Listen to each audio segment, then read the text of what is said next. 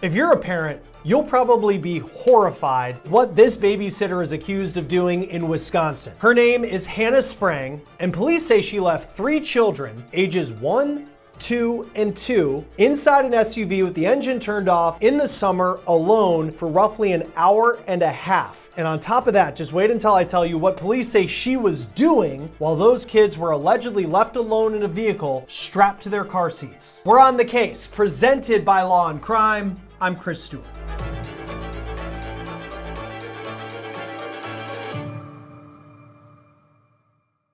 Some of the most difficult stories that we cover come in the summer months, and it's the stories that we hear of children being left alone in vehicles. And in some cases, it's because a parent or a babysitter somehow forgets that a child is in the back seat of a car. And too often, we hear these stories take the tragic turn where that young child loses their life. Now, fortunately, in the story that we're talking about today, these children appear to be okay. Their ages, though, think about how young these kids are as I tell you the details to this story. It's unbelievable. 2, 2, and 1. But what this babysitter is accused of doing in this story was allegedly no accident, according to police. This is 23-year-old Hannah Sprang making a court appearance over Zoom in Manitowoc County, Wisconsin. This picture per Fox 11 News in Wisconsin. She's facing 3 counts of felony child neglect for what police say went down in a strip mall parking lot on July 18th, the height of the summer in the city of Manitowoc. It's on the banks of Lake Michigan. It's about an hour, 20 minutes north of Milwaukee. It's unclear who the children are who were found inside the car with their ages. Police are not going to release their identities. So at this point, we don't know what the parents have to say about what Sprang is accused of doing with their children. But Sprang advertised herself as a proper babysitter on social media. This was a post from February 2023, so a couple years ago when she was just 21 years old, but she advertised an at-home daycare for the summer months. She makes sure that she tells parents that she's CPR and first aid certified. She has kids of her own. She worked at a YMCA. She says her home is equipped with cameras so she can keep an eye on all the kids, not to mention she has a backyard so they can run around. And then, hey, it's the summertime. She'll take your kids out to the movies, to the park. They'll go get ice cream. It sounds like a great deal. And also when you see what she charges, it's only $5 an hour, which if you're a parent and you pay for daycare, that sounds like the deal of the century. On top of that, she's also giving them meals. So in some ways, it's too good to be true. Police in Manitowoc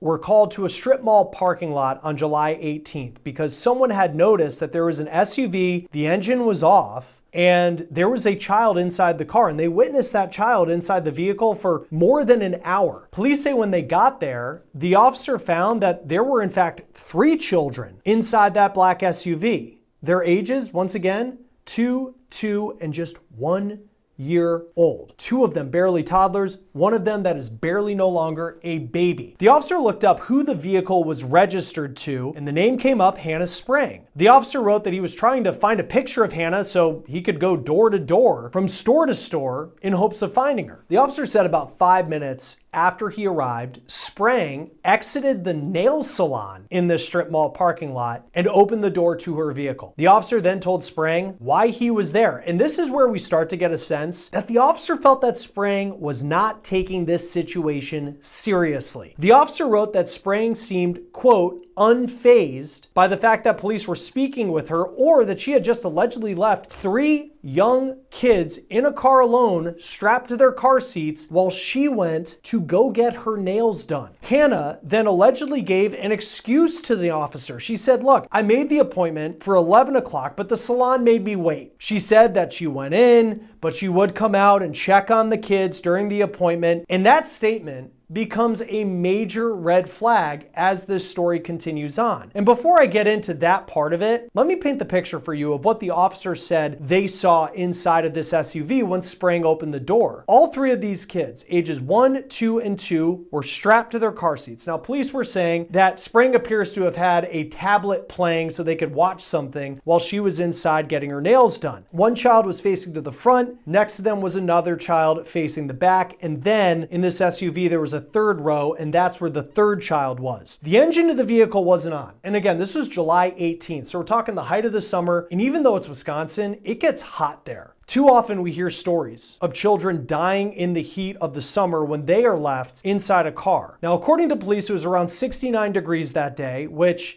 isn't exceptionally hot. And when they used a thermometer inside the vehicle, it showed a temperature of 81.1 degrees. And when you hear that number, you just think of especially that 1-year-old. And that is where it could be very uncomfortable. Now, police say that the children did not appear to be in physical distress, but those children were crying. And that's probably because they were left alone for roughly an hour and a half, strapped to their car seats, no adult around inside of this SUV, all of them barely toddlers. Now, the officer writes that they then asked Sprang for the 3 children's information and their parents' phone numbers. The officer wrote that Hannah, quote, was not real cooperative with me. Hannah intermittently provided information to me, however, felt the need to be texting and calling each parent prior to me having a chance to talk to them. As Hannah was notifying parents to come get their kids, police decided to fact check her alleged claim that she had gone to check on the kids multiple times during her nail appointment, so they pulled the surveillance video from that nail spot. Now, according to police, that video shows Hannah arriving at 10:49 in the morning, and the police report says that she was, quote, in the chair. So that seems to say that she was actually early for the 11 a.m. appointment she made, and she was not waiting for her appointment to begin, that she was in the chair getting her nails done. Then on top of that, it wasn't until 1 hour after she arrived that she came out to check the SUV to check on the kids. So she wasn't checking regularly through the appointment like she allegedly told the officer. She then went back inside the nail salon at 11:49 and she didn't come out again until police have arrived at 12:17. So police say the total amount of time this babysitter allegedly left her kids alone in a car with the engine turned off in the summer as she got her nails done was 1 hour and 28 minutes. The officer then writes that he called Hannah and he told her that she had provided him with misinformation and, quote, Hannah appeared to be unfazed by this information. Hannah, though, appeared to be very much fazed based on the look on her face, as you see here at that initial court appearance. This picture, once again, per Fox 11 News in Wisconsin. Each of the 3 neglect charges she is facing are Class I felonies. Those are the lowest level felonies in Wisconsin. They carry up to 3 years in prison and up to a $10,000 fine. She was given a $5,000 recognizance bond. She is next due in court September 18th for a preliminary hearing.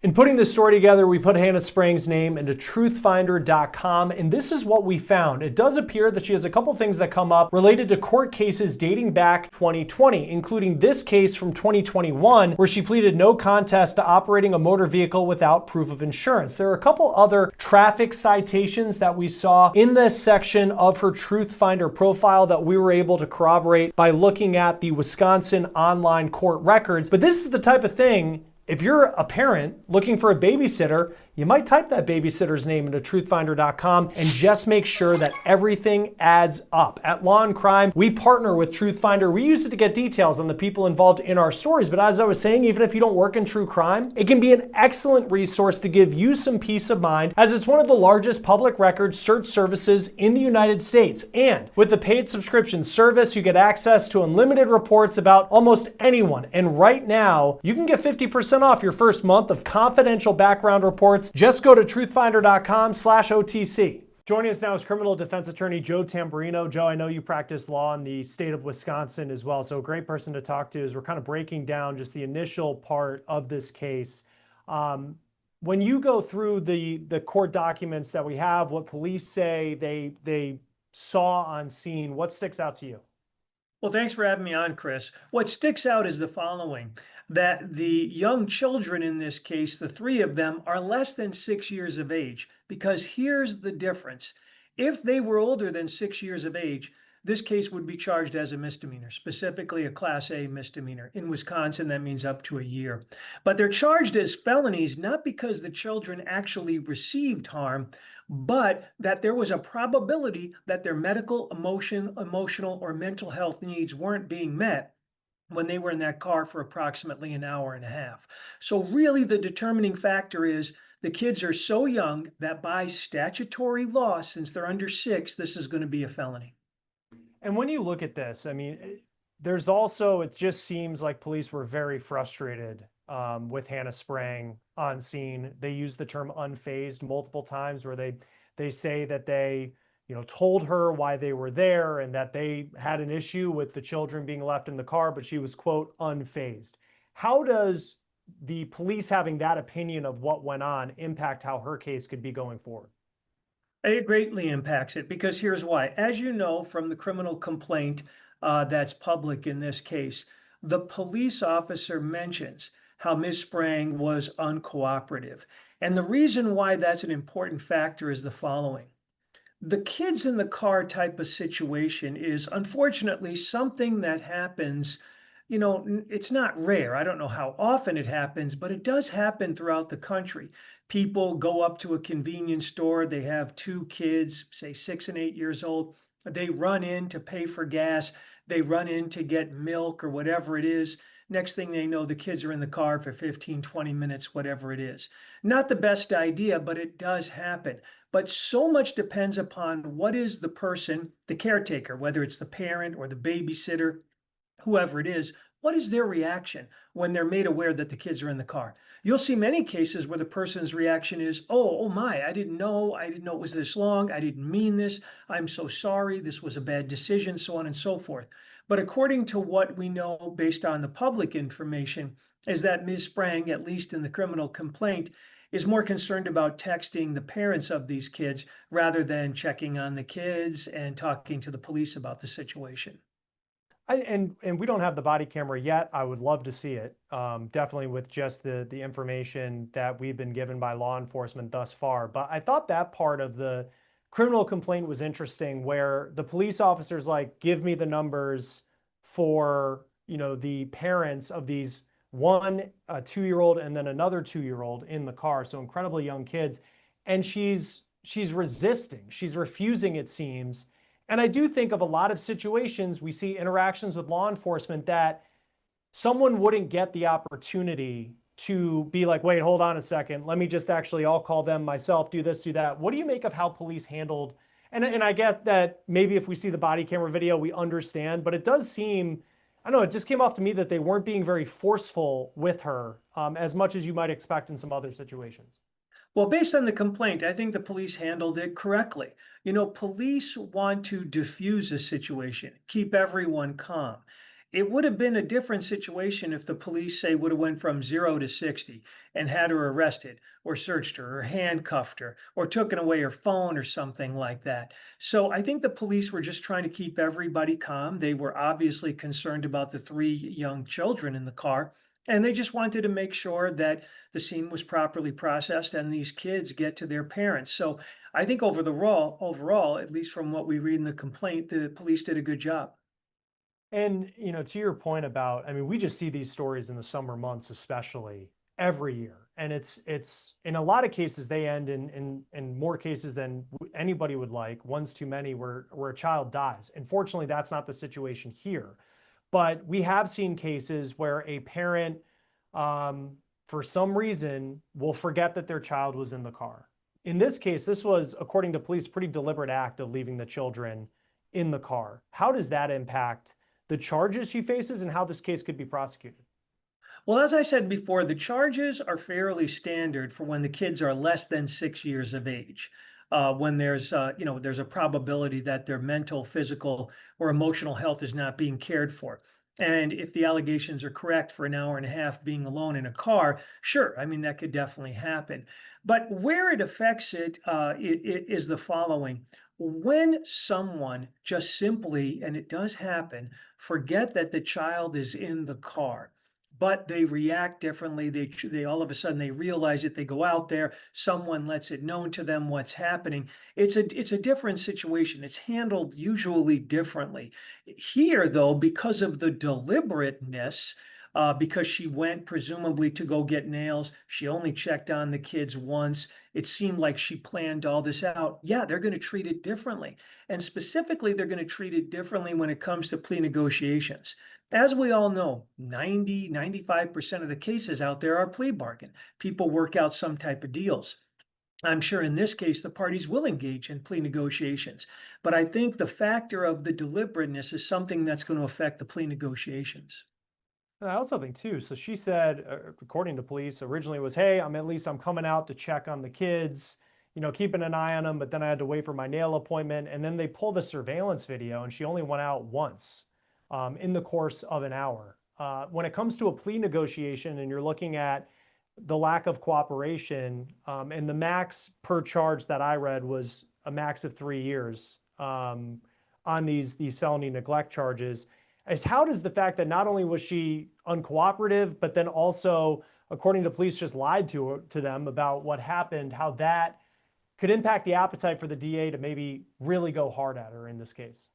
Sure, that could be a factor. But the reason why it's charged as a felony that only has basically 3.5 years penalty at the max is again because the children weren't harmed. It says right in the complaint, it's for all three counts that the harm did not occur. But when you have a situation where there's a probability of harm, where it's a probable consequence that a child under 6, that his needs for mental health, emotional, or physical safety is not being met, they can charge it. There are greater charges for child neglect in these situations, and that's all dependent upon if the child or children are harmed and what's the degree of harm going all the way to death. How common, because for potentially in this case, you look at the police report and in the opinion of the police officer, she was not being cooperative and all these things. If she has some sort of coming to Jesus moment over the next couple of months in a plea negotiation, says, I am so sorry, I recognize this was wrong. How do those initial statements in the moment, how much weight did those carry throughout the entire process? They carry great weight. However, you can try to really improve the case by having the defendant go through some type of therapy or mental health programming. You can avail yourself, anyone and any defendant, to certain types of mental health programming. Perhaps you need some parenting skills. You need some skills about how to care for young children. You need some skills about interaction with young children, their welfare, whatever it is.